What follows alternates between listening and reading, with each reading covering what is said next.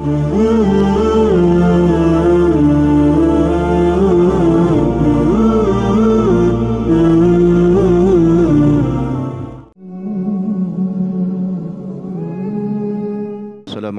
warahmatullahi wabarakatuh. Bismillah, alhamdulillah, salatu wassalamu ala rasulillah wa ala alihi wa sahbihi wa man walah. La hawla wa la quwwata illa billah. Allahumma inna nas'aluka ilman nafi'an wa rizqan tayyiban wa amalan mutaqabbalan. Amin ya Allah ya rabbal alamin. Alhamdulillah wa syukurillah. La haula wa la quwata illa billah. Alhamdulillah pagi ini kita dipertemukan kembali oleh Allah Subhanahu wa taala di Raudhatun min Riyadil Jannah, salah satu taman dari taman-taman surga Allah, yaitu majelis-majelis ilmu. Mudah-mudahan duduknya kita di sini, bersimpuhnya kita di sini mengkaji ilmu agama menjadikan asbab Allah ampuni segala dosa kita. Allah berikan kita kelancaran rezeki yang berkah melimpah, dan Allah jadikan keluarga kita keluarga sakinah mawaddah warahmah, dan menjadikan wasilah kita diwafatkan dalam keadaan husnul khotimah. Amin ya Allah ya rabbal alamin. Salawat dan salam semoga tetap tercurah kehadirat junjun alam suri tauladan kita bersama Nabi wa Habibana Muhammad sallallahu alaihi wasallam, keluarga, sahabat, pengikutnya, serta kita semua mudah-mudahan dikumpulkan di surga Jannatul Firdaus bersama Rasulullah sallallahu alaihi wasallam. Amin ya Allah ya rabbal alamin. Sehat Bapak, Ibu? Alhamdulillah. Sehat-sehat, mudah-mudahan istiqomah terus dalam ketaatannya. Alhamdulillah. Mudah-mudahan Allah tidak cabut nikmat iman kita ini, dan mudah-mudahan Allah golongkan kita menjadi golongan yang dikumpulkan bersama para syuhada, orang-orang yang maut syahid di Palestina sana insyaallah. Di sana jihad dengan kital perang, di sini kita jihad dengan ilmu. Ya, kita bantu saudara-saudara kita dengan apa? Dengan doa. Di sela-sela doa kita, di akhir sujud malam kita doakan saudara kita di Palestina insyaallah. Mudah-mudahan kita termasuk hamba yang peduli dengan hamba-hamba yang tertindas di sana. Dan salah satu bentuk bantuan kita kepada mereka selain doa, apa itu Pak? Jangan beli produk mereka. Kan gitu ya. Sudah di-share, disebar di mana-mana fatwa MUI itu mengharamkan produk-produk yang telah disebutkan itu, ya. Mudah-mudahan kita bisa ikut di sana insyaallah. Baik, pagi ini kita bahas satu tema tentang bagaimana kita belajar menerima takdir Allah, ketentuan Allah Subhanahu wa taala. Karena setiap hari kita tidak pernah lepas dari takdir, dari ketentuan Allah. Setiap hari, setiap saat bahkan. Dari satu takdir ke takdir, dari satu masalah ke masalah yang lain, kan gitu Bu. Kita tidak pernah lepas dari masalah. Pasti setiap hari hidup kita ada takdir Allah di situ. Nah, takdir Allah itu kan ada dua, ketentuan Allah itu. Ada ketentuan Allah yang pas dengan keinginan kita. Ada ketentuan Allah yang kadang-kadang tidak sesuai Pak Haji. Yang kita mau A, ternyata yang datang B. Kira-kira seringnya mana Bu? Takdir itu yang pas atau yang enggak pas, yang cocok atau enggak cocok? Nah, ini penting kita kaji Pak. Jangan sampai ketika takdir yang pas dengan keinginan kita alhamdulillah bersyukur sama Allah. Giliran Allah uji dengan yang enggak enak, kita suudon. Nah, hanya Allah teh. Kok Allah begini sih sama saya? Kenapa sih? Protes terus Bu. Dan orang-orang yang wafat meninggal dunia, kata Nabi, dia membawa husnuzon, baik sangka kepada Allah, Allah akan masukkan surga. Nah, makanya dalam ayat Al-Quran itu, dalam surat Al-Anbiya, ini ayatnya. Anbiya itu surat nomor 21, ayat nomor 35. Apa kata Allah? Kullu nafsin dha'iqatul maut wa nabluukum bisyarr. Syarr dulu disebut Allah. Bisyarri wal khair fitnah wa ilaina turja'un. Jadi pesan Allah itu Pak, kita ini sebelum meninggal, kan kita bakal wafat Bu ya, bakal meninggal. Sebelum meninggal pasti Allah akan berikan Anda ujian-ujian, ketetapan-ketetapan, ketentuan-ketentuan. Ada dua. Yang pertama disebut Allah syarr. Syarr itu takdir yang gak pas dengan yang kita pengen Pak. Saya pengennya begini kok jadi kayak begini ya. Doa minta jodoh, ya Allah saya pengen sama itu ya Allah. Ternyata yang datang beda. Ya Allah anak saya pengen disekolahkan di sana. Ternyata ke tempat lain. Baru Allah sebut khair. Udah keburukan baru kebaikan. Yang pas dengan, artinya Bu, yang paling sering Allah uji itu dengan sesuatu yang kurang pas lah ya menurut kita Bu ya, padahal nggak ada yang kurang pas Pak.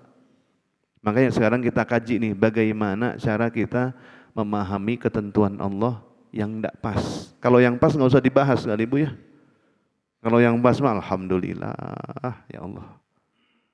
Nah yang jadi masalah itu kadang-kadang yang tidak kita inginkan. Ada padahal di sana banyak hikmah-hikmah. Termasuk orang-orang yang bertanya begini Pak, Ustadz, kenapa ya kok Allah nggak hilangkan orang-orang bangsa-bangsa kera itu ya? Bangsa kera itu siapa Pak? Yahudi. Siapa yang menyebut bangsa kera Bu? Allah. Allah menyebut mereka itu bangsa kera. Monyet. Al-Baqarah ayat 65. Karena mereka melanggar perjanjian ibadah di hari Sabtu, kami rubah wajah-wajah mereka menjadi bangsa kera, kata Allah. Jadi emang karakternya itu karakter monyet. Yahudi itu begitu tuh. Yahudi itu punya karakter persis seperti kera. Yang ngomong Allah Pak. Al-Baqarah ayat 65. Coba lihat, ini saya catat di sini Bu. Saya senang baca ayat ini nih. Kalau baca, lihat kelakuan Yahudi kayak begitu, oh pantesan monyet Pak. Kera. Walaqad alimtumul ladzina i'tadaw minkum fi sabt. Sesungguhnya kalian ketahui orang-orang yang melanggar antara kalian di hari Sabtu. Jadi dulu kan hari Sabtu Bu ya, nggak boleh perang. Dilanggar sama kera ini nih, Yahudi. Kemudian oleh Allah, kunu qiradatan khasiin. Jadilah kalian kera-kera yang hina. Jadi jangan heran, emang kelakuannya begitu Bu, monyet kan begitu. Salah satu, betul Pak, salah satu karakter monyet itu rakus Pak. Gak tahu diri, ayat 65. Al-Baqarah 65. Ibu kalau ke kebun binatang pernah ngasih monyet pisang?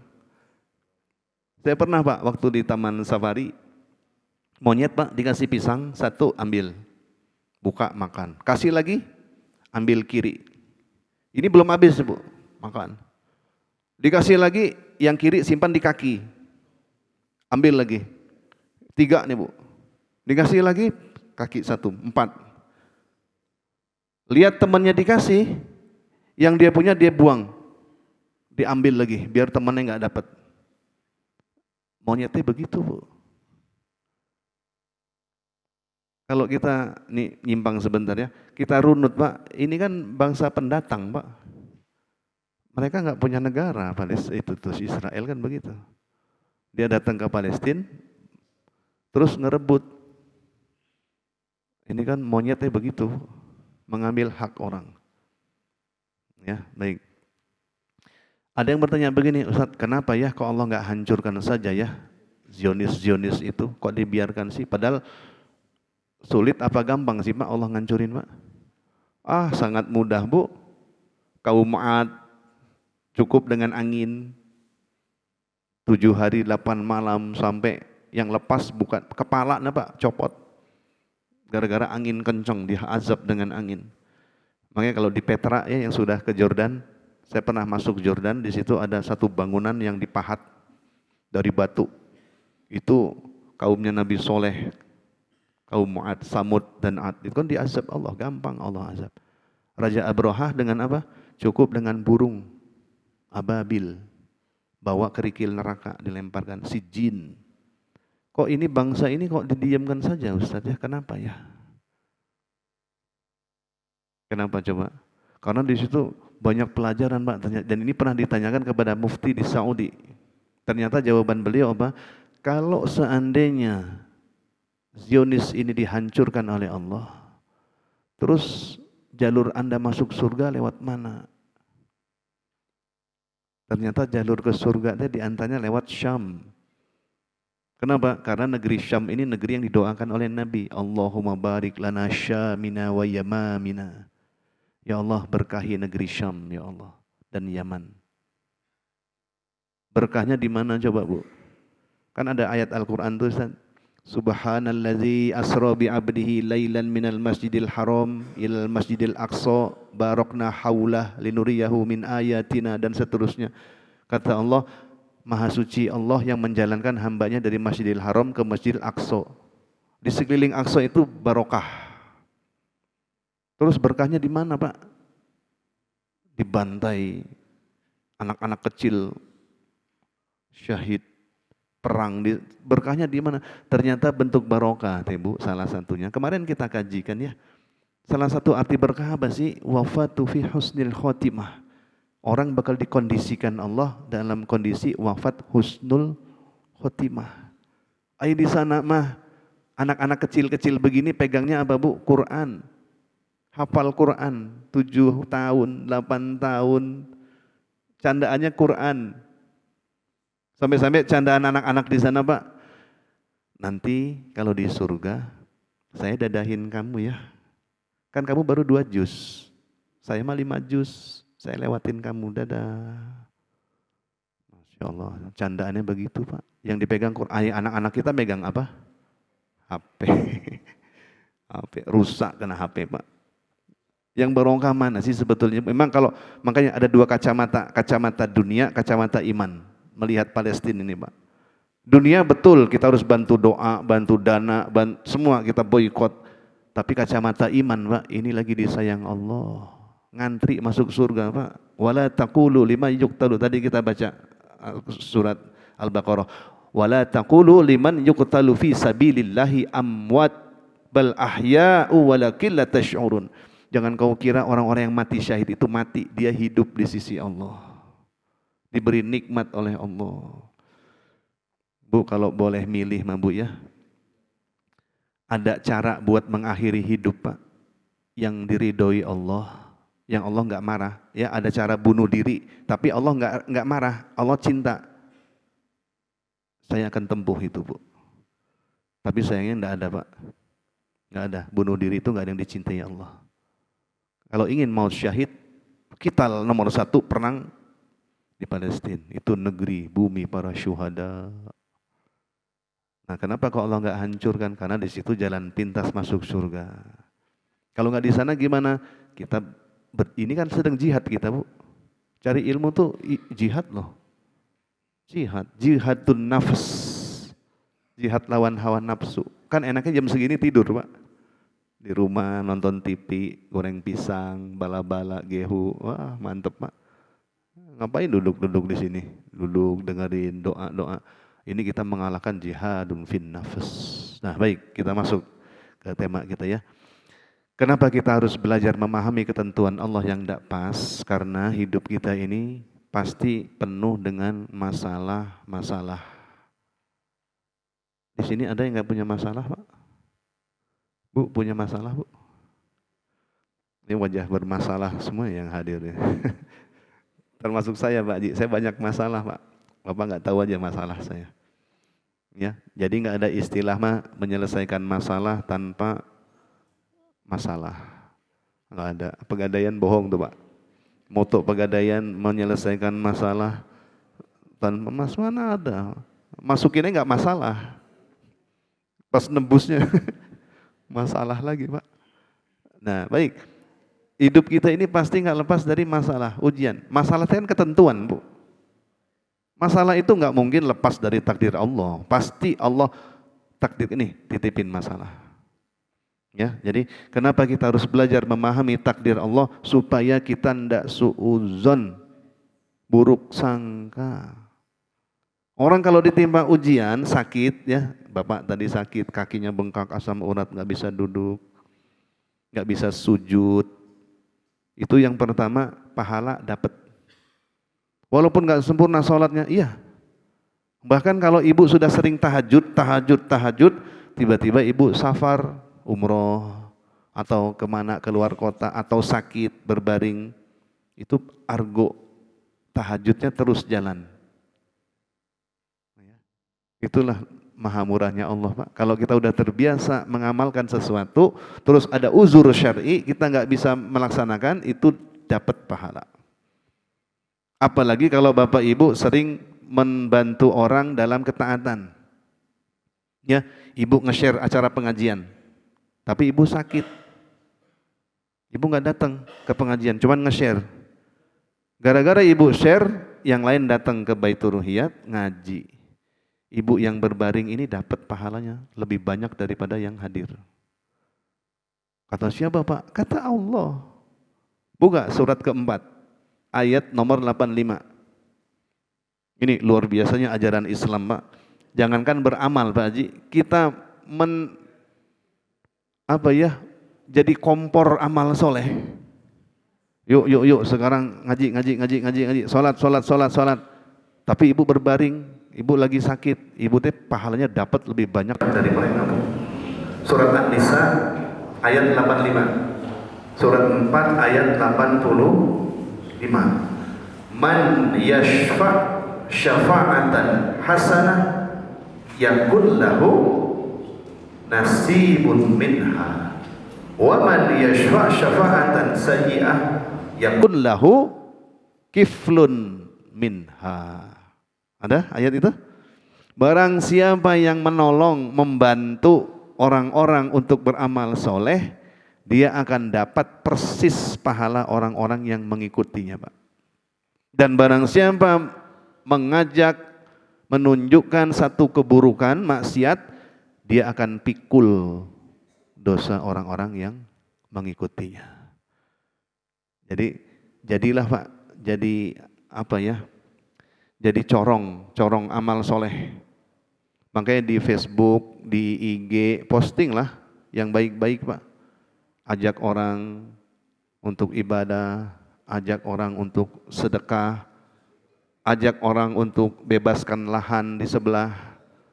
Udah bebas lahan, ayo kita patungan lagi, yuk kita bangun. Orang datang gara-gara share kita, menyumbang, itu dapat, Pak. Yang share doang nih, modal jempol. Share. Pahalanya berlimpah, Ustaz. Tapi jangan coba-coba, kata Allah. Kau ajak orang maksiat. Dipromosikan maksiat, telah dibuka karaokean baru. Ketik ibu teh, di share, orang baca, ada yang baru nih karaoke. Nyoba yuk. Kata siapa? Itu kata ibu itu. Datang ke sana, mabok, berzina, hamil, aborsi, itu dapat sama yang ngumumin tadi. Nah, inilah dalil adanya pahala jariyah, ada dosa jariyah. Jangan dikira cuma pahala jariyah, Pak Haji. Amal jariyah betul ada. Tapi alangkah sedih, ngeri, Pak. Di alam kubur yang datang bukan transferan amal soleh, transferan maksiat, ikut kiflun minha, kau pikul. Kenapa? Situ jadi motor penggerak maksiat. Ya, baik. Ya, jangan sampai kita ini jadi jadi orang-orang yang mempelopori keburukan. Ya, baik, kita lanjut. Jadi masalah-masalah yang kita hadapi, Bapak Ibu, ya. Itu pertama tidak lepas dari takdir Allah. Nah, bagaimana supaya kita bisa memahami ketentuan Allah yang tidak enak, supaya kita enggak suudzon, buruk sangka sama Allah. Pertama harus kita pahami nih, bahwa hidup kita ini satu keniscayaan, kepastian, pasti akan lewat ujian, ujian, ujian, ujian terus. Tentu yang kita rasa ujian mah, yang kita sebut ujian pasti yang enggak enak, pasti itu. Saya jarang Pak dengar gini Bu, Ustadz saya lagi diuji Ustadz. Kenapa Pak? Ya duit saya lagi banyak nih Ustadz. Saya lagi diuji sama Allah. Enggak pernah Bu begitu Bu. Jarang yang ngomong Ustadz saya lagi diuji Ustadz. Badan saya sehat terus. Anak saya lulus S3-nya Ustadz. Lagi diuji, jarang Bu. Yang ngomong diuji gimana Pak? Ustadz saya lagi kena ujian, kenapa? Usaha saya lagi bangkrut Ustadz. Saya diponis dokter lagi, harus cuci darah. Anak saya yang pertama kena narkoba Ustadz. Lagi diuji, nah baru itu di ngomong ujian. Padahal ujian itu syar, khair. Kebaikan ujian bukan? Ujian Pak. Dan banyak orang tidak lulus dengan ujian khair. Bu, mending banyak duit, mending gak punya duit. Pak, milih Pak. Mending banyak duit, gak punya duit. Pasti milih yang banyak duit. Padahal orang diuji dengan kelapangan, itu pertama hisapnya berat. Yang kedua jarang yang lulus. Jarang lulus Bu. Kalau nggak punya duit mah yang disebut, kalau sakit yang disebutnya Allah, Allah, ya Allah, doa, ya Allah, tahajud. Kenapa? Baru di PHK. Bangun nangis Pak. Ya Allah, anak saya ya Allah, yang kena narkoba, ya Allah tolong, nangis. Da'ana li janbih. Kalau masalahnya aku hilangkan, aku ganti dengan yang tidak enak, jadi enak, manusia suka lupa sama saya. Kata siapa Pak? Allah. Buka lagi Qur'annya. Buka Quran surat 10 ayat nomor 12. Ya, yang belum hafal dibuka. Yang enggak buka Quran berarti udah hafal.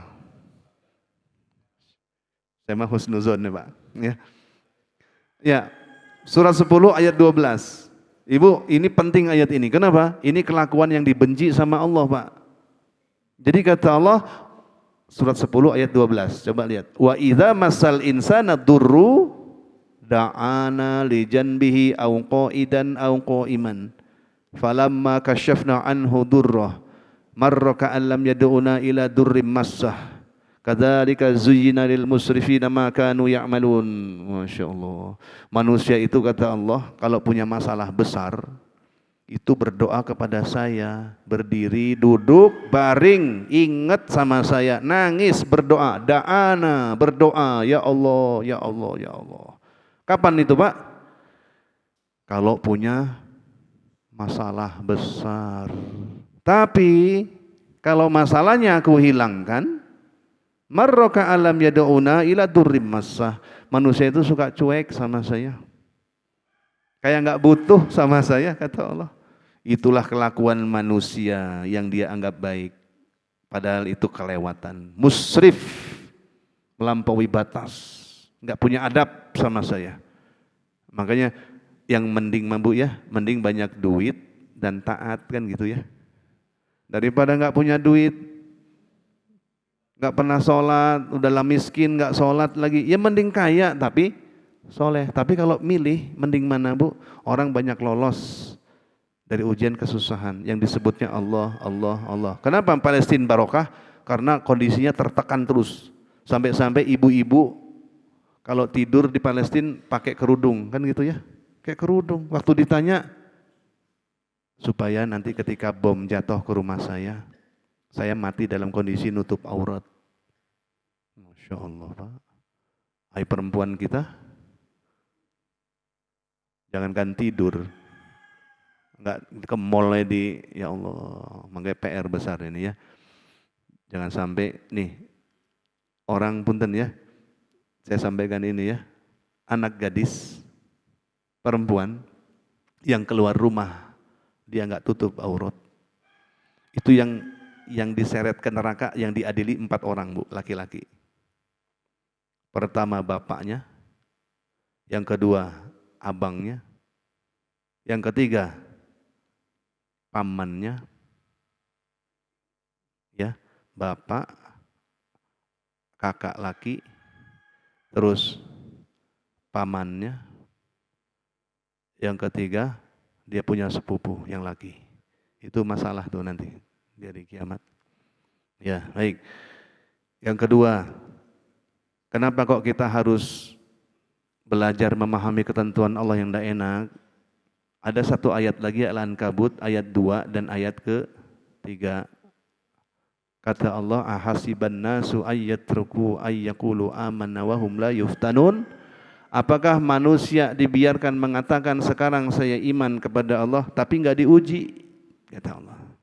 Mustahil. Pasti semua akan diuji dengan sesuatu yang tidak enak dan enak. Untuk apa? Untuk mengetahui mana yang asli, mana yang KW imannya. Jadi kalau kita sudah menyatakan sekarang saya iman kepada Allah, sekarang saya hijrah Ustadz, emang dibiarin begitu aja sama Allah? Enggak, pasti diuji Pak. Diuji dengan apa? Yang tadi tuh, enggak enak, enggak enak, nanti kita lihat ujian-ujiannya. Nah baik, yang berikutnya, kenapa kita harus fahami ketentuan Allah yang tidak enak? Supaya kita terhindar dari gangguan setan. Tujuan setan menggoda manusia apa Pak? Enggak redok dengan ketentuan Allah. Jadi tujuan setan diciptakan tuh Pak. Itu selain menggoda manusia, tujuan utama mereka supaya apa? Manusia tidak bersyukur. Semua induk dosa Bu, awal dosa itu pasti ada rasa yang enggak redok, enggak syukur sama ketentuan Allah. Kenapa orang korupsi Pak Haji? Karena enggak merasa cukup dengan yang ditakdirkan gaji dia untuk orang itu. Semua. Kenapa orang selingkuh? Karena enggak merasa cukup dengan yang ada. Kenapa? Semua Bu, semua. Kenapa orang nyolong, kenapa orang garong, kenapa semua. Itu pasti awalnya karena tidak ada rasa qanaah. Enggak bersyukur. Makanya orang-orang sehat yang panjang umur, usia sampai 90. Saya pernah nanya juga ke Makci, ibunya Kang Emil, saya tanya, kok umurnya bisa segini sih Bu, rahasianya apa? Gampang Bu ngomongnya. Nak, ibu mah hidup mah, udah ibu jalani aja lah. Gak ada ibu protes-protes sama Allah, redok. Ternyata Bu, orang kalau redok, syukur dengan ketentuan Allah, itu bisa menyehatkan fisik, menyehatkan hati. Kenapa kolesterol naik Pak? Kenapa kok darah tinggi? Itu pasti ada hati yang berontak. Gak redok. Dengki, kenapa? Gak puas. Kenapa orang membunuh? Dia gak redok dengan pembagian waris. Enak aja, saya ngurus mamah dari sakit sampai meninggal, masa saya dapat segini? Bunuh-bunuhan. Kenapa? Enggak redok dengan ketentuan Allah. Kita lihat Al-A'raf. Al-A'raf surat ke-7 ayat 16 dan 17. Kata Allah, ini iblis sudah ngomong begini Pak. Qala, berkata. Siapa berkata? Iblis. Jadi iblis sudah ngomong begini Bu. Fabima aghwaytani la ka'udanna lahum siratakal mustaqim. Tsumma la'atiyannahum min baini aydihim wa min khalfihim wa an aymanihim wa an syama'ilihim wa la tajidu aktsarahum syakirin. Jadi tujuan iblis menggoda manusia Pak, dari depan, belakang, kanan, kiri, supaya apa sih? Aku akan buat manusia tidak bersyukur dengan ketentuanmu. Kufur. Lawan syukur kan kufur. Orang meninggal bawa kufur, na'udzubillah Bu. Makanya kata Nabi, jangan Anda mati kecuali Anda membawa husnuzon, baik sangka kepada Allah. Mudah perjalanan kita Pak, surga sudah nunggu. Oke, baik. Lanjut, apa sih bentuk ujian-ujian yang tidak enak itu? Tadi kita baca dalam sholat, وَلَنَبْلُوَنَّكُمْ بِشَيْءٍ مِنَ الْخَوْفِ وَالْجُوعِ wa naqsim minal amwali wal anfus was samarat. Itu dia tuh. Sungguh kami akan berikan cobaan, ujian, ketetapan kepadamu, wahai manusia, berupa apa? Sedikit rasa takut, lapar, kekurangan harta, jiwa, dan buah-buahan. Kurang harta, Pak. Ya, sempit ekonomi kita. Pasti ujian kita akan lalui itu, Pak. Wabasyiris sobirin. Berikan kabar gembira kepada orang-orang yang sabar. Pak, bahaya nggak redo apa sih Bu dengan ketentuan Allah? Itu bisa menimbulkan satu pertanyaan. Pak, kemarin saya ditanya oleh seorang jamaah sebelum saya berangkat umroh, ada satu pengajian, beres pengajian, ada seorang teteh belum nikah Bu, datang ke saya, nanya begini, Ustadz, boleh nggak saya nanya? Nanya apa Mbak? Pertanyaannya apa coba Bu? Saya kaget, baru ini saya dapat pertanyaan kayak begini Pak, kaget saya Pak. Pertanyaannya, Ustadz, boleh nggak saya bunuh diri? Boleh. Luar biasa Ustadz, pernah ditanya begitu? Saya baru ini seumur-umur ditanya begitu. Beres pengajian, kirain mau nanya materi pengajian. Pas nanya, udah pulang semua ngomong dia, Ustadz, boleh nggak awan bunuh diri? Kaget saya Pak. Untung ini anak nanya dulu ke saya Bu. Saya tanya begini, emang saya kira bercanda Bu, pikir bercanda. Emang bunuh diri pakai apa teh? Ustadz, saya udah beli pil di toko kimia itu Bu. Pil keras itu. Saya campur dengan baygon Ustadz, di rumah udah siap. Kaget saya Bu, serius nih anak Bu. Ternyata saya bawa, coba sini. Ini serius nih Pak.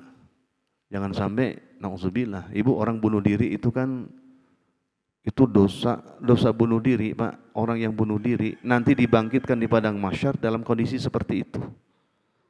Orang minum baygon, bangkit nanti minum terus, mati, hidup lagi. Ini siksa yang besar di situ Pak. Ternyata saya telisik akar masalahnya ini, ternyata nggak redo, marah dengan ketentuan Allah. Ustaz, saya udah nggak percaya sama Tuhan, ngomongnya Tuhan lagi. Tuhan kalau dibalikan hantu. Tuhan, jangan Tuhan, Allah. Saya nggak percaya Pak. Pokoknya yang apa awan minta itu nggak pernah dikasih sama yang di atas. Kalau nggak Tuhan, yang di atas nyebutnya Bu. Yang di atasnya siapa? Burung. Mudah-mudahan yang di atas nah. Allah. Jadi kecewa dengan ketentuan Allah, benci dengan takdir Allah, menganggap Allah nggak sayang lagi sama saya Pak. Saya, mama udah diambil, papa udah meninggal, sekarang saya sendiri. Saya berdoa udah begini, saya nggak dikasih. Saya kecewa Pak sama Tuhan Pak. Ya Allah, ini sukses setan Bu begini mah. Kenapa ya kok Allah begini sama saya? Kenapa? Maksiat deh lah. Makanya tidak sedikit orang-orang yang hijrah balik lagi maksiat, kenapa? Nggak kuat dengan ujian, tes. Ibu masuk surga kan nggak gampang Bu. Al-Baqarah 214. Kata Allah, apakah kalian mengira akan gampang masuk surga? Falamma, padahal anda belum diuji, kata Allah, dengan ujian seperti orang-orang yang terdahulu. Am hasibatum an tadkhulul jannah. Al-Baqarah 214 Pak. 214 Bu. Al-Baqarah 214. Am hasibatum an tadkhulul jannah. Apakah kalian mengira akan masuk surga padahal belum datang ujian-ujian seperti orang-orang terdahulu? Apa ujiannya? Massathumul ba'sa wad-dharra wa zulzilu hatta yakunur ladzina amanu walladzina rasulu walladzina amanu ma'ah mata nasrullah ala inna nasrullahi qarib. Ujiannya apa Pak? Pertama disebut Allah, ujian ketentuan Allah ini, Allah akan sempitkan situ punya harta. Jadi ujian orang hijrah mah biasanya itu Pak. Dia dulu bergelimang di tempat riba, terus keluar. Tiba-tiba penghasilannya nol. Itu setan Pak. Tuh, datang teman-teman, makanya jangan sok idealis. Udah yang teman-teman kita udah punya mobil, udah punya rumah, situ sih pakai resign. Udah balik deh. Ada artis yang dulu goyang-goyang, sekarang nggak goyang-goyang, nggak dapat job. Akhirnya goyang lagi. Udah pakai kerudung, nggak dapat kerjaan, dibuka. Apa kata dia? Saya nggak perlu Tuhan. Tuhan lagi nyebut-nyebut. Nah itu tuh ujian-ujian ini. Boleh nggak sih Bu, beratnya ujian kita minta mati, boleh nggak Bu? Ibu diuji dengan sakit berat. Ya Pak ya, Bapak diuji cuci darah, bypass. Boleh nggak doa minta mati? Pernah nggak Bu doa, ya Allah matiin saya ya Allah.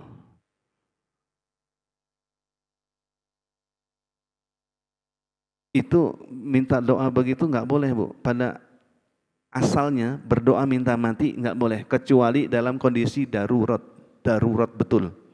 Ya, dia sudah pakai selang ventilator dibolongin di sini Pak. Makan pakai selang disonde dalam lambungnya. Kencing sudah pakai selang yang ditabung begitu. Itu boleh kita bukan doa minta mati, minta dipilihkan yang terbaik. Dan doanya diajarkan Nabi Pak, sahih, boleh. Ingat doanya? Saya pernah sampaikan doa itu. Itu kalau ibu punya suami di rumah udah kritis koma, dokter udah angkat tangan Pak. Udah silahkan bawa ke rumah aja Bu, kami sudah tidak ada pilihan. Nah boleh berdoa, minta dipilihkan yang terbaik. Apa doanya? Ini masih ingat ibu doa ini? Nih, ini doa penting Bu. Nabi loh, riwayat Bukhari Muslim. Kata Nabi, la yatamannawna ahadukum minkul maut. Tidak boleh di antara sekalian seorang kalian minta doa supaya mati, enggak boleh. Enggak boleh. Jadi asalnya enggak boleh, Bu, kita doa. Terus lanjutan hadisnya apa? Fa in kana la budda. Kalau memang terpaksa harus kita minta pilihkan yang terbaik, berdoalah dengan doa ini. Apa doanya? Allahumma ahyini. Dari sini Bu. Allahumma ahyini ma kanatil hayati khairullah wa tawaffani idza kanatil wafatu khairullah. Boleh Pak Wan, silakan doa. Ya. Ini untuk saya, kalau untuk laki-laki, untuk suami ganti dengan hu. Allahumma ahyahu. Saya potong di sini ya. Nah ini doanya nih. Nih doanya Bu. Allah kalau suami pakai hu. Ininya diganti hu. Allahumma ahyahu maka natil hayatu khairul lahu wa tawaffahu maka natil wafatu khairul lahu. Kalau ni saya. Kalau hu dia laki-laki. Kalau dia perempuan ganti dengan ha. Allahumma ahyaha maka natil hayatu khairul laha wa tawaffaha maka natil wafata khairul laha. Jadi boleh. Tapi catatan Bu, kalau suami sudah kritis. Jangan sembarang doa ibu-ibu ya. Suami sakit gigi. Ibu teh ke kamar, Allahumma ahyahu maka ya Allah matiin ya Allah, nggak serudet suami ya Allah. Ibu nggak boleh loh doa ini. Ini doa rahasia sebetulnya Bu. Doa pamungkas Ustaz kan gitu. Dan saya berapa kali diminta di Kopo Permai, suami kritis badan udah bengkak, air di mana-mana, ditelepon sama orang rumah. Ustaz bisa nggak doain kami dengan doa yang Ustaz ajarkan? Kami belum hafal. Saya undang jemaah masjid beberapa, duduk di sana, doa dengan ini, alhamdulillah Bu. Maut. Enggak lama, 3 hari Pak, 2 hari Ustaz. Artinya bukan karena doa kita, ya emang disyariatkan begitu Bu. Termasuk ayah saya, Bapak almarhum, masa Covid kemarin, saya yang pimpin doa ini. Rumah sakit udah nyerah Pak. Ini ayahanda nggak ada harapan Ustaz. Di Harkel waktu itu dirawat di Cipacing, nggak ada harapan Ustaz. Terus kondisinya turun terus. Udah pulang aja saya tanda tangan, pulang sampai rumah itu menjelang duhur, ba'da maghrib saya ajak keluarga kumpul, habis sholat maghrib sama-sama baca Quran, kita baca pilih surat Yasin kita baca. Setelah itu saya pimpin, Bu, adik saya ada, Yuk kita doakan Bapak, kasihan Bapak nih. Kalau emang cepat diambil, kita udah redo. Kalau disembuhkan, kita mohon ke Allah supaya cepat disembuhkan. Menjelang pas azan subuh besoknya wafat ayah. Jadi ini boleh doa begini Bu. Catatan Pak ya, istri sudah sakit parah loh Pak. Ya, nggak boleh. Istrinya meriang, demam, Bapak teh berdoa Allahumma ahyaha makanatil hayata khairul laha wa fawatha ya matiin ya Allah. Cerewet ya Allah, matiin. Nggak boleh Pak, haram. Ya, termasuk mendoakan orang sakit. Ibu menjenguk orang sakit, nggak boleh berdoa ini. Kecuali permintaan keluarga besar. Ya. Oke, lanjut. Nah, jangan sampai Bu ya, ini dilarang keras oleh Nabi. Kita dapat takdir dari Allah yang tidak enak, terus kita mengatakan lau. Lau itu apa sih? Coba kalau seandainya begini pasti akan begini. Ini dilarang oleh Nabi Bu. Kata Nabi, wa in asobaka syai'un fala taqul. Kalau kau ditimpa sesuatu yang tidak enak, jangan Anda mengatakan lau an fa'altu kadza kadza wa kadza. Coba kalau enggak begini, pasti begitu. Itu enggak boleh, Pak. Coba kalau enggak umroh, mungkin enggak meninggal.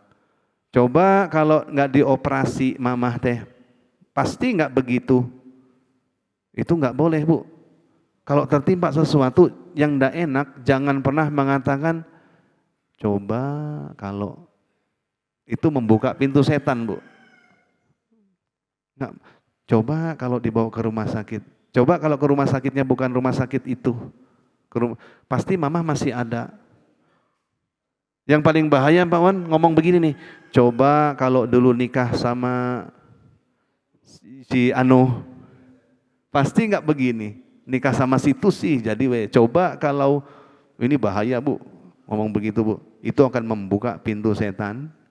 Akan ada maksiat yang besar di situ.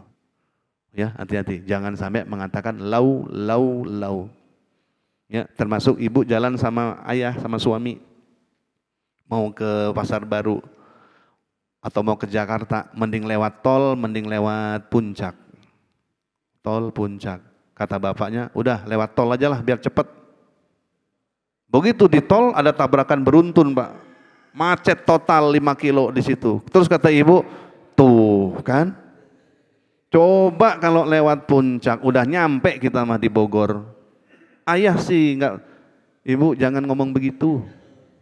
Jangan, kenapa? Karena Bu, boleh jadi lewat puncak itu ada longsor, ada, dan kita enggak tahu pertolongan Allah mah Pak, biasanya sesuatu yang enggak enak tuh Bu. Kita bakal tahu ke depannya kan gitu Ustaz. Udahlah, jangan ngomong begini nih. Nah baik, bagaimana supaya kita redho dengan ketentuan yang tidak enak dari Allah? Pertama, surat An-Nisa ayat 40. Ingat betul ayat ini Pak. Ini pesan Allah. Surat An-Nisa ayat 40. Innallaha la yadhlimu misqala dzarrah. Allah itu enggak mungkin berbuat zolim kepada hamba-hambanya yang soleh. Enggak mungkin Bu. Kenapa? Yang mendeklar Allah. Allah udah ngomong begini tuh. Aku enggak mungkin zolim deh sama Anda. Percayalah sama saya, kata Allah. Tapi Pak, udah pasti baik, pasti ada hikmah. Kita belum tahu Bu. Kita bisa percaya sama pilot. Kita naik pesawat Saudi. Tenang nggak? Tenang. Kenapa? Yakin pilotnya pasti udah berpengalaman nih. Ke Allah kita sok ragu. Kan aneh Pak. Kan nggak pernah kita naik pesawat. Pilotnya siapa Pak? Mbak, pilotnya siapa ini? Udah belajar berapa tahun pilot? Enggak pernah. Disuruh turun Pak, begitu mah kita. Udah percaya aja lah. Ini Allah menimpakan sesuatu, kita suudon, buruk sangka. Kayaknya Allah salah nih. Kayaknya Allah, itu kan kurang ajar Pak. Udahlah, yakin dengan ini Bu. Innallaha la yadlimu misqala dzarrah. Walaupun sebesar zarrah, Allah enggak akan zolim. Udah pegang itu Bu. Walaupun tidak enak, makanya kalau tidak enak nimpa kita, katakan alhamdulillah juga. Alhamdulillah ala kulli hal. Kan gitu Ustaz. Alhamdulillah ala kulli hal. Pernah lihat video anak Palestina? Ibunya gendong bayi berdarah, bapaknya pakai perban gip, anaknya juga kena. Apa kata bapaknya? Qulil hamdulillah, qul hamdulillah, hamdulillah. Ayo ngomong alhamdulillah, alhamdulillah. Masya Allah Pak. Anak-anak kecil Pak, yang terkena itu disuruh alhamdulillah, alhamdulillah, alhamdulillah. Dididik dari kecil kan begitu Bu. Apapun yang menimpa Anda pasti baik, pasti baik. Alhamdulillah, katakan alhamdulillah. Ini anak kita harus dididik gitu Pak. Apapun dikasih alhamdulillah, alhamdulillah. Dikasih sepeda alhamdulillah, kasih motor alhamdulillah. Kasih mobil, wow alhamdulillah lagi. Ini kan enggak Bu, anak dikasih motor, salah beli motor dibunuh ibunya. Itu anak-anak sekarang Pak. Salah beli motor, pengen motor gede dikasih Mio. Dihancurin Mio-nya Pak. Ibu nak dibunuh, ya Allah, ngeri Pak anak kita ini. Ya. Jadi pertama, yakinlah bahwa Allah enggak akan berbuat zolim. Bahkan kata Allah, Anda berbuat kebaikan, aku akan lipat gandakan. Kalau Anda sabar, pahala aku lipat gandakan. Pak, sakit nggak bisa duduk, nggak bisa sujud, selain dapat pahala, Allah akan lipat gandakan pahalanya Pak. Ini yang paling besar pahala siapa di sini? Yang sakit tapi maksakan diri datang hadir. Nggak bisa duduk di bawah, duduk di atas. Kenapa? Pengen sholat jamaah. Nggak bisa pakai kursi duduk sholat. Yang sehat-sehat mana ke masjidnya Pak? Ini kalau pengen pahala besar mah sok sing sakit dulu. Terus ke masjid. Ya Pak. Kan kata Nabi, inna idzamil jaza ma idzamil bala. Besarnya pahala itu tergantung besarnya ujian-ujian Allah. Semakin besar ujian, Anda istiqomah, pahala berlipat. Nah, didukung dengan hadis ini. Ini hadis sahih riwayat dari Imam At-Tirmidzi, hadis qudsi ini ya, dari Abi Dzar. Kata beliau, Nabi SAW mengatakan apa yang disampaikan oleh Allah. Allah berfirman, wahai hambaku, ya ibadi, inna haramtuz zalim. Sesungguhnya aku mengharamkan kezoliman atas diriku. Dan aku jadikan perbuatan zolim itu haram bagi hamba-hambaku. Jadi pertama yang harus kita bangun baik sangka kepada Allah. Ya, Allah enggak mungkin buat zalim. Yang kedua, Al-Baqarah 216. Ya, Allah ingatkan kita Pak, Ibu, wa asa an takrahu syai'an wa huwa khairul lakum. Wa asa an tuhibbu syai'an wa huwa syarrul lakum wallahu ya'lamu wa antum la ta'lamun. Boleh jadi kalian itu ya tidak senang dengan satu kondisi, tapi itu baik menurut Allah untuk dunia akhirat Anda. Dan boleh jadi Anda pengen sesuatu padahal itu buruk untuk dunia akhirat Anda. Kalimat akhirnya apa Pak? Bu, wallahu ya'lamu wa antum. Allah maha tahu loh yang baik untuk Anda, dan Anda nggak tahu. Kan kita nggak tahu Pak. Emang dikira kalau doa, ya Allah saya pengen jadi orang kaya, ya Allah besok jadi kaya. Bagus nggak untuk Anda? Belum tentu. Kita kan pengennya instan Pak. Dan kita suka maksa ke Allah Bu, nggak boleh loh. Doa maksa itu nggak boleh Bu. Allah nggak suka, Nabi larang itu Bu. Jangan Anda memaksa sesuatu yang Anda belum tahu itu baik untuk Anda, nggak boleh Bu. Doa maksa itu gimana sih Pak? Doa maksa mah Bu, ya Allah pokoknya saya nggak mau tahu ya Allah. Saya minggu depan butuh 5 juta ya Allah. Untuk anak sekolah ya Allah, bukan buat apa-apa ya Allah. Pokoknya kalau kau nggak kasih ya Allah, saya mau ngaji deui ke Baitur Ruhiyat ya Allah. Saya nggak akan ngaji lagi, saya nggak akan tahajud lagi. Liatin weh ya Allah. Allah diancam Pak. Nggak boleh Bu. Doa begitu nggak boleh. Kenapa? Belum tentu baik untuk kita. Kita jadikan orang berharta itu belum tentu kuat kita Bu. Terus doa yang baik gimana Pak? Boleh nggak kita rinci doa kita Bu? Boleh. Nabi Muhammad SAW Pak, sampai sendal beliau putus minta sama Allah. Ya Allah sendal saya putus ya Allah, pengen sendal baru ya Allah. Ya Allah mobil saya udah kayak begini ya Allah, pengen mobil keluaran baru ya Rabb. Boleh minta. Cuman jangan lupa akhir doanya Bapak Ibu. Ya Allah, gini nih, kalau nggak tahu bahasa Arab, bahasa Indonesia Pak. Ya Allah, seandainya yang saya minta dari A sampai Z tadi, itu baik untuk dunia akhirat saya, kabulkan ya Allah. Kalau buruk untuk dunia akhirat saya, yang Kau lebih tahu, ya Allah ganti dengan yang lebih baik menurut Engkau ya Allah. Itu doa mantap tuh Pak. Ya doa itu jangan maksa ke Allah mah. Ya Allah, kalau yang saya minta baik untuk dunia akhirat kabulkan ya Rob. Makanya doa istikharah kan itu Bu. Ya kita ada pilihan nih, mending nikah sama AA ini atau sama ini. Istikharah. Di antara arti doa istikharah apa? Ya Allah, kalau jodoh saya sama itu baik untuk dunia akhirat, kabulkan ya Allah. Tapi kalau buruk untuk dunia akhirat saya, jauhkan saya dari dia ya Allah. Jangan jadikan hati saya nyantol sama orang itu ya Rob. Ganti dengan yang lebih baik. Kan itu aja Pak doa kita. Ya. Baik, lanjut satu ayat lagi ya. Nih. Kenapa kok ujian-ujian kita, masalah-masalah, takdir Allah yang tidak enak terasa berat? Kenapa coba Bu? Yang salah mah bukan masalahnya.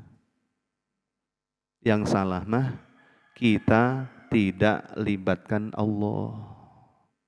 Saya ulangi ya. Kenapa ujian-ujian ada orang yang bisa melewati dengan senyum? Ada yang Allah timpakan ujian sama tapi enggak kuat ini orang. Ibu, ujian Palestina kalau kena kita belum tentu kuat Bu. Belum tentu kuat Pak. Gendong anaknya berdarah sambil baca Quran. Ya Allah Pak, kita enggak kuat Pak begitu. Yang membedakan apa Bu? Ujiannya sama, mati, meninggalnya sama. Anak meninggal, sama meninggal. Tapi kok dia bisa lebih tabah. Ujiannya sama, penyakitnya sama. Dititipin asam urat sama Pak. Ada orang dititipin penyakit asam urat, ngomel terus ke Allah. Di sini titip asam urat tenang ya Pak, ngaji, alhamdulillah tenang. Kenapa? Karena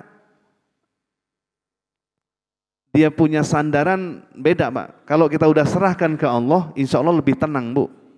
Makanya kalau punya masalah libatkan Allah. Surat apa ini? Surat Yunus ayat 107. Coba lihat nih.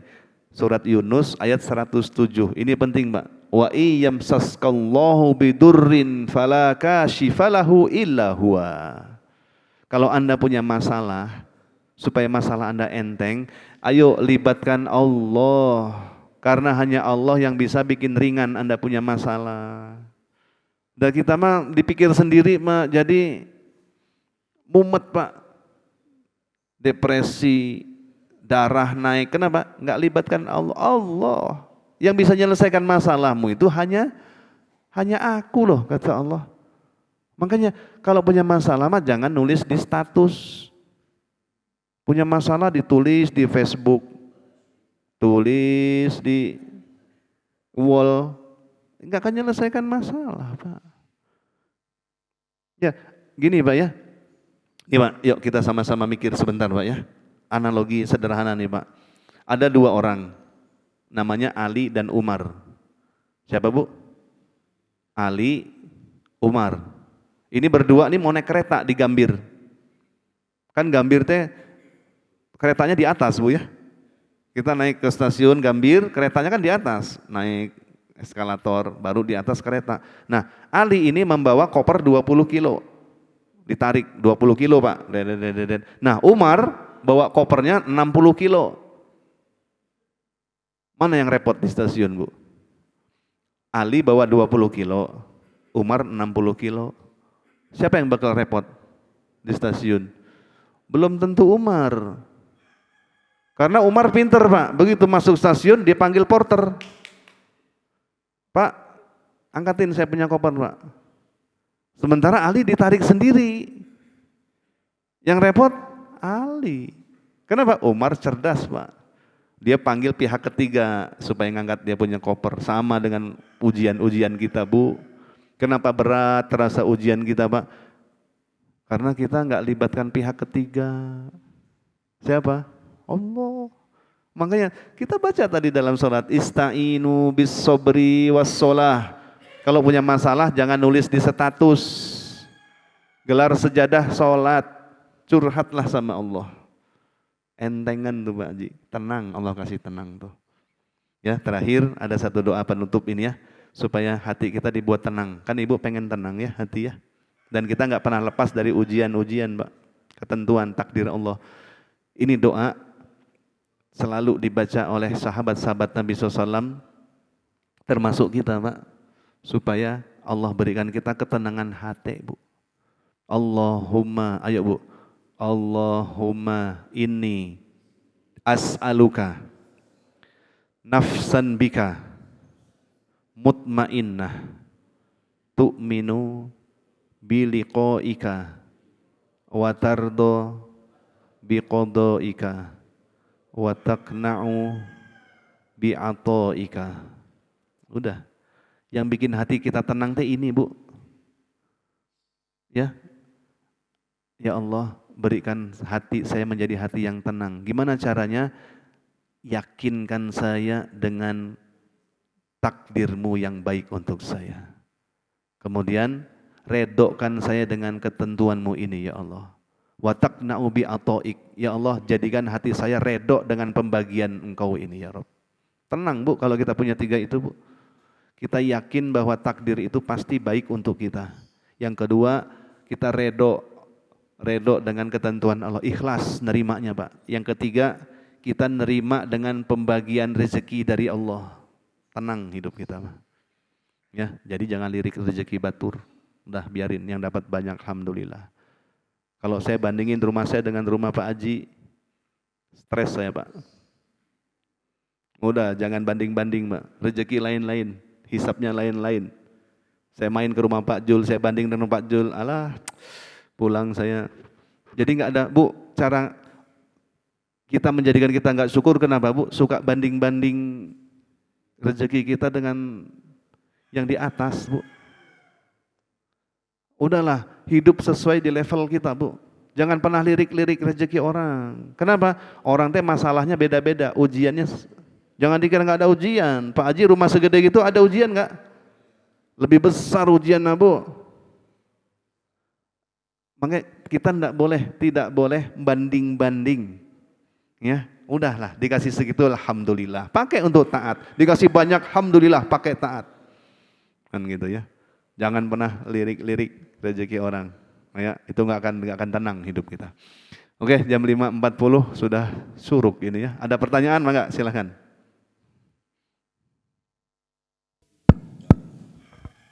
Bismillahirrahmanirrahim. Assalamualaikum warahmatullahi wabarakatuh. Sesuai kajian kita pagi ini Pak Ustadz, menerima ketentuan Allah. Ya.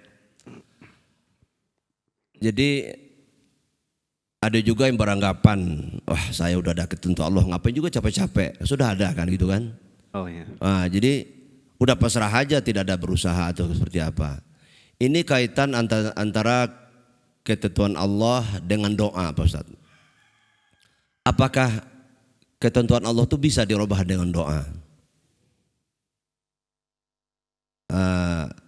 Maksudnya kalau sudah ada ketentuan Allah, jadi untuk apa lagi? Misal belajar, berarti istilahnya sesuai dengan umur usia kandungan 4 bulan Pak Ustadz. Itu sudah ada janji kan? Ya. Nasib baik, nasib takdir baik, takdir buruk segala macam.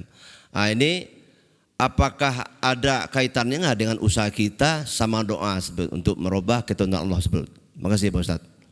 Ya, alhamdulillah. Ini bagus pertanyaan ini ya. Ini pertanyaan ini mirip dengan pertanyaan yang pernah datang ke saya begini Bu. Ustadz, kan kita udah ditakdirkan masuk surga, masuk neraka. Kalau saya rajin sholat, rajin baca Quran, ternyata takdir saya masuk neraka. Ngapain saya sholat Pak? Kan gitu. Nah ini pertama kita harus bedakan mana bab kita ikhtiar, mana bab tawakal. Ya, kalau saya nggak ditakdirkan, untuk apa saya kerja? Rezeki saya udah segitu aja, ngapain saya kerja? Nah, harus dibedakan mana bab ikhtiar, tawakal juga beda. Kalimat dari Al-Quran, Ali Imran 159, fa iza azamta fatawakkal 'ala Allah. Jadi kita punya 2 tugas Bu, sempurnakan ikhtiar, kemudian sempurnakan tawakal, sisanya terserah Allah. Ya, pertama. Ya, kita harus bedakan dulu. Saya bawa motor, bawa mobil. Kalau zaman dulu kuda. Terus kudanya nggak diikat. Ditanya sama Nabi, kudamu udah diikat belum? Kalau sekarang mobil udah dikunci belum? Ya Rasulullah, saya mah tawakal we. Takdir, gimana takdir ya Rasulullah? Kalau takdirnya hilang, mobilnya hilang. Kalau nggak hilang, itu bukan tawakal, bukan pasrah takdir, tapi itu bodoh. Ya gitu? Jahil. Kenapa? Kunci nempel di motor. Kalau hilang mah hilang lah. Namun takdir saya hilang, ya hilang begitu. Artinya sempurnakan dulu ikhtiar kita. Walaupun kita belum tahu ke depannya kayak apa, enggak tahu. Takdir. Kan gini Pak, kita semua enggak tahu takdir Pak. Takdir kita ke depan kita tahu enggak? Enggak tahu. Makanya tugas kita hanya menyempurnakan ikhtiar kita. Masalah takdir ke depan, nanti ternyata saya masuk neraka waktu saya udah rajin ngapain saya ngaji. Nah pertanyaannya, apakah Anda tahu takdir Anda ke depan? Enggak tahu Pak. Tugas kita hanya husnuzon, baik sangka. Dan ingat Pak, kita akan dimudahkan menuju takdir kita masing-masing. Kan sudah betul, 4 bulan udah catatan Pak. Ini orang bakal ahli surga, ahli neraka. Tukang maksiat, tukang amal soleh. Udah ada takdir, betul. Cuman kita enggak tahu takdir kita. Saya itu ahli surga atau neraka. Nah cuman Nabi kasih panduan bagaimana Nabi. Manusia itu akan dimudahkan menuju takdir dia masing-masing. Bapak dimudahkan untuk beramal soleh, ke masjid gampang, husnuzon, baik mudah-mudahan ini takdir saya ke surga. Ada orang yang susah betul diajak taat, belum tentu ahli neraka, siapa tahu menjelang meninggal dia taubat. Makanya dalam pikiran kita harus husnuzon, baik sangka, baik sangka, baik sangka. Dan kita tidak tahu takdir kita. Nah pertanyaan kedua, apakah takdir bisa dirubah dengan doa? Bisa nggak Bu takdir dirubah dengan doa? Kalau belajar takdir ini mah kita tarik ke belakang dulu. Takdirnya ada 2. Ada takdir mubrom, ada takdir mu'allak namanya. Mubrom itu takdir yang qot'i, yang nggak bisa dirubah. Kapan Bapak meninggal? Terus yang 4 itu ya, rizkihi wa amalihi, kemudian syaqiyun au sa'idun. Itu kan 4 nggak bisa dirubah. Rizki kita, amal kita, kemudian meninggal kita, ya, kemudian takdir kita ahli surga, ahli neraka itu sudah nggak bisa dirubah. Nah, ada takdir mu'allak. Mu'allak ini yang tergantung, digantung sesuai dengan, makanya dalam Quran fa'alhamaha fujuraha wa taqwaha. Aku ilhamkan dalam dada manusia rasa fujur dan takwa. Silahkan pilih mau mana. Kita disilahkan milih. Ujian sekolah. Kok nggak belajar Bang? Ya, kayak nggak percaya takdir aja ya. Kalau saya lulus, lulus ya. Tapi kau nggak belajar, ya kan takdir Allah udah ada. Kalau emang saya lulus, saya pasti lulus. Nggak belajar juga. Salah Pak, begitu Pak. Harusnya belajar dulu nak, belajar. Masalah lulus nggak lulus, itu gimana? Dia milih nggak belajar, ya sudah, nggak lulus kan gitu. Jadi ada pilihan. Sampai-sampai ada kalimat innallaha la yughayyiru biqaumin hatta yughayyiru ma bi anfusihim. Allah enggak akan merubah nasib Anda. Kalau Anda sendiri diam, enggak berubah, enggak robah. Kok enggak kerja, Pak? Mah, Allah tuh punya takdir. Bapak yang males yang begitu mah. Enggak mau kerja, bersandar kepada takdir. Kok enggak cari duit, enggak bisnis, enggak. Kalau udah takdir Ustadz, pasti datang ke saya. Ya udah miskin terus, Pak, begitu, Pak. Enggak boleh kita bersandar di balik takdir untuk memoles kemalasan kita, enggak boleh, karena kalimat Qur'annya faiza azamta dulu, kuatkan tekadmu, gerak dulu, sisanya fatawakkal 'alallah. Jadi bisa rubah doa, bisa. Yang rubah mana? Takdir mubrom. Mubrom enggak bisa, mu'allak yang berubah. Ya Allah, jadikan ini anak ya Allah, kita doain anak kita, ya Allah jadikan ini anak faqihu fiddin wa alimhu ta'wil, kan gitu ya doa Ibnu Abbas untuk anak-anak begitu Pak. Pak Jul, anak kita di sana doain Pak Jul. Allahumma faqihu fiddin. Saya sering doain anak-anak begini Pak, karena doa ini diajarkan Nabi kepada Ibnu Abbas. Jadi Ibnu Abbas menjadi ahli tafsir nomor 1 dunia Bu. Kenapa? Doa Nabi, Allahumma faqihu fiddin wa alimhu ta'wil. Ya Allah ajarin ini anak agama, jadikan dia ahli Al-Quran ya Allah. Terus doakan Bu. Nah, takdir mu'alak ini anak jadi orang bodoh karena orang tua doa. Allah robah takdir itu yang sudah tertulis di takdir mubromnya. Paham nggak Bu? Jadi sebetulnya takdir awalnya ini anak jadi anak soleh. Tapi dilalui dulu menjadi anak yang bodoh dulu. Terus lewatlah takdir orang tua mendoakan. Robahlah takdir menjadi anak yang soleh, hafal Quran. Kenapa? Takdir di atasnya ini sudah menentukan ini anak bakal cerdas nih. Cuman alurnya jadi lewat takdir mu'alak dulu Pak. Jadi yang menentukan Bapak bisa berdoa siapa? Allah. Allah takdirkan Bapak berdoa bangun tengah malam doa untuk anak. Dan takdir aslinya ini anak bakal pinter nih. Nah jadi kita harus bedakan dulu nih mana takdir yang nggak bisa robah, mana yang bisa robah. Itu Pak Jul ya, kurang lebihnya begitu. Wallahu a'lam bishawab. Ya, satu lagi mangga. Terakhir. Ya, satu lagi Pak Ustadz. Assalamualaikum warahmatullahi wabarakatuh. Waalaikumsalam. Tadi ada statement Ustadz masalah menyempurnakan iktihar. Ya, menyempurnakan iktihar dan baru tawakal. Masya Allah, ini satu hal yang kadang-kadang menyangkut implementasinya ini yang agak menjadi mungkin berat Pak Ustadz di dalam aplikasinya. Ada satu kasus bahwasanya ada satu keluarga di mana orang tuanya ini sudah hampir seminggu lebih dalam kasus koma Pak Ustadz. Koma dan udah segala macam upaya dilakukan sehingga masih tetap belum sadarkan diri. Sehingga dokternya bilang ini tinggal masalah ada dalam tubuhnya itu masih bergantung perobatan-perobatan secara medis lah Pak Ustadz. Ya. Disuntik dan segala macam. Pertanyaan saya adalah penyempurnaan iktihar tadi apakah ya sampai ajar menjemput orang tua ini atau mereka berumbuk karena kasihan dengan orang tuanya ini mereka ngambil kesepakatan satu keluarga untuk mencabut Pak Ustadz ya akan ketergantungan tadi ya sudah jelas kalau setelah dicabut ya nggak bisa lah waktu lama Pak Ustadz ya satu ya itu tinggal hitungan waktu saja memang meninggal. Nah, pertanyaan saya adalah apakah statement tadi itu bagaimana konsekuensinya Pak Ustadz? Menyempurnakan iktihar, habis itu lari ke tawakal.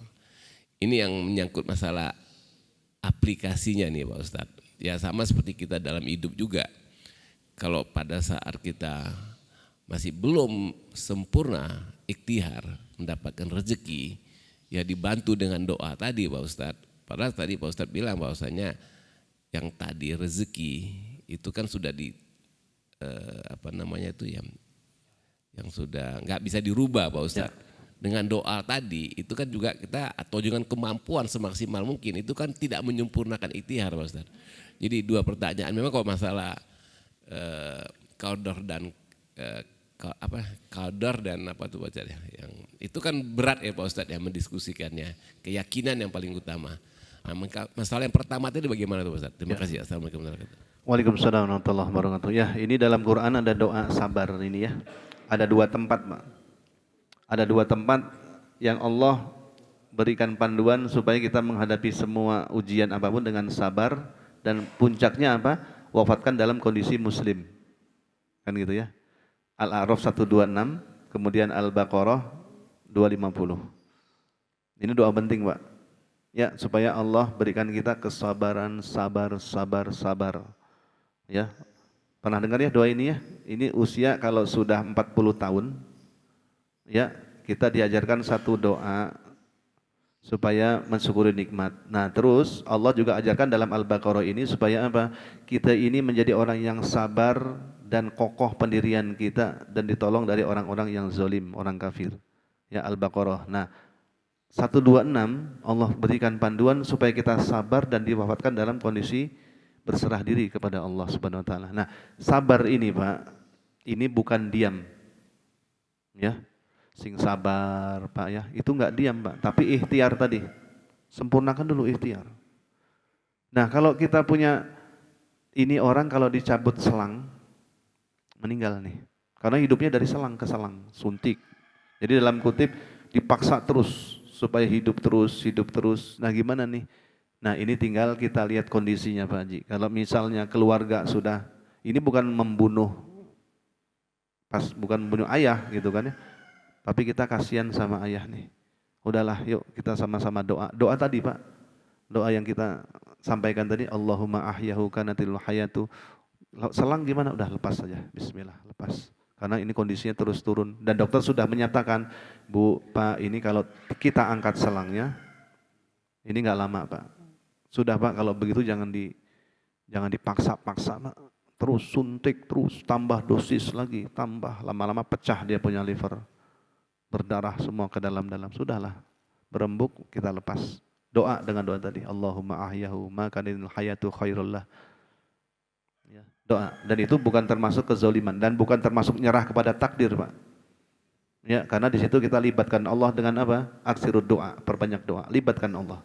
Ya Allah, kami sudah serahkan kepada Engkau. Kalau emang sembuh, sembuhkan ya Allah. Kalau emang wafat, kami sudah redo ya Rabb. Kan gitu. Jadi boleh, Pak. Kalau kita lihat kondisinya sudah semakin menurun terus selang-selang sudah bismillah. Dan insya Allah itu tidak termasuk zolim kepada si calon jenazah. Begitu Pak ya. Ya, wallahu a'lam bishawab. Ya cukup mungkin karena waktu sudah jam 7 kurang, kita cukupkan. Ya jam 7 kurang sejam 5 menit.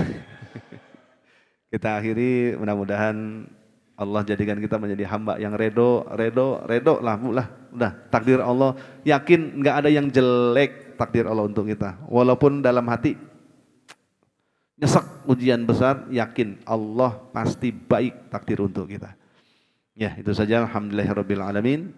Subhanakallahumma bihamdik asyhadu an la ilaha illa anta astaghfiruka wa atubu ilaik. Assalamualaikum warahmatullahi wabarakatuh.